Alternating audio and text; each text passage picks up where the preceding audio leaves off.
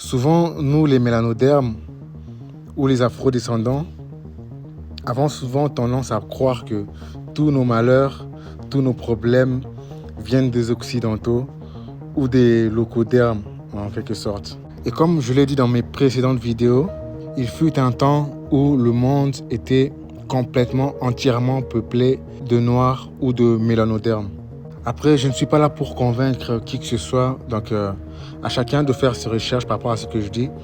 Ou si tu penses que ce que je dis est faux, t'as qu'à me le dire en commentaire.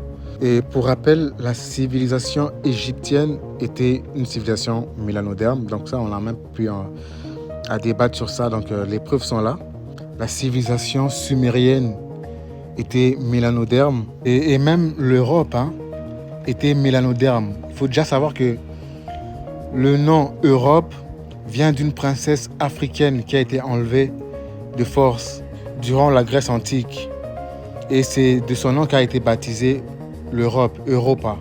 Mais la question à se poser est de savoir qu'est-ce qui s'est passé. Si nous étions aussi puissants, comment se fait-il qu'aujourd'hui, le mélanoderme, les Africains n'arrivent pas à se développer? Comment se fait-il que nous nous retrouvons les derniers de la classe alors que nous étions les premiers? Et moi, je pense que c'est à cause de nous-mêmes que nous nous sommes retrouvés dans cette situation. Et pour étayer mon idée, ma pensée, je vais donner l'exemple de religion. Même si je pense que la chute de l'homme noir a commencé bien avant, mais je pense que c'est vraiment à partir de la création des religions que la chute a vraiment bien débuté.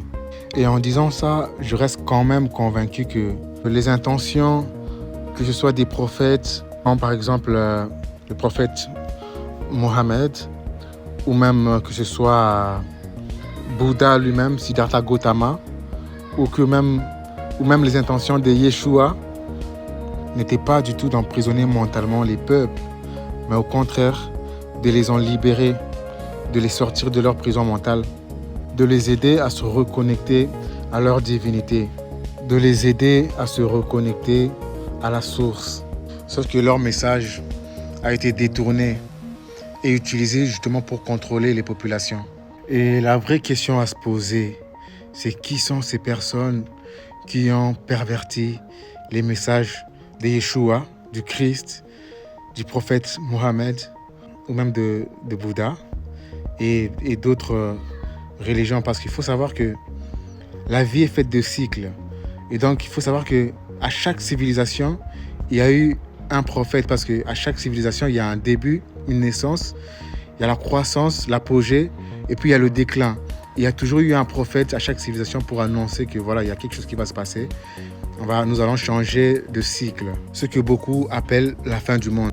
Mais en réalité, le monde ne va jamais s'arrêter. Il n'y aura pas de fin du monde, en fait. C'est juste la fin d'un cycle, la fin d'une civilisation. Et justement, je vous invite à regarder cette image. Ça, c'est le concile de Nicée. Et toutes les personnes que vous voyez là sont des mélanodermes. Et je pense qu'en regardant juste cette image, on peut même comparer les personnages qu'on voit dans cette image avec, par exemple, les Somaliens actuels ou les Éthiopiens. On peut comprendre pourquoi il est plus simple d'effacer juste la couleur noire et de les blanchir, tout simplement. Ce qui veut dire que si c'est les Noirs eux-mêmes qui ont créé toutes les religions qui existent, cela expliquerait pourquoi les Africains aujourd'hui sont les plus religieux, que ce soit en Afrique, ou même aux États-Unis, ou même ailleurs d'ailleurs. Mais cela explique aussi l'implication des mélanodermes eux-mêmes dans leur chute. Car beaucoup ne le savent pas, mais quand on parle des élites, il faut savoir que les plus grandes élites en réalité sont noirs. Et d'ailleurs, beaucoup ne se rendent pas compte du pouvoir que peut avoir un Jay-Z ou une Beyoncé.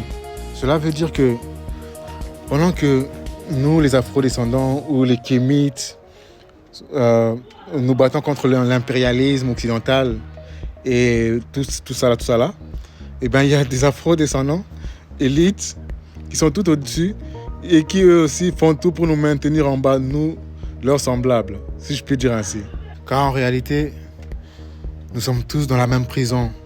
Nous sommes tous des esclaves, qu'ils soient blancs, noirs, chinois ou autre chose. Nous sommes tous des êtres humains, si on peut le dire ainsi. Et beaucoup pensent que nous vivons une guerre raciale Alors qu'en réalité, nous vivons dans une guerre énergétique, une guerre entre la lumière et les ténèbres. Et il y a des noirs qui sont du côté de la lumière, tout comme des blancs et des arabes ou autres. Tout comme aussi il y a des noirs qui sont du côté du ténèbre, tout comme certains arabes, le coderme et autres. Donc il est très important de comprendre ça. Bon, je ne vais pas trop m'élargir là-dessus, donc dites-moi ce que vous en pensez en commentaire et surtout prenez soin de vous.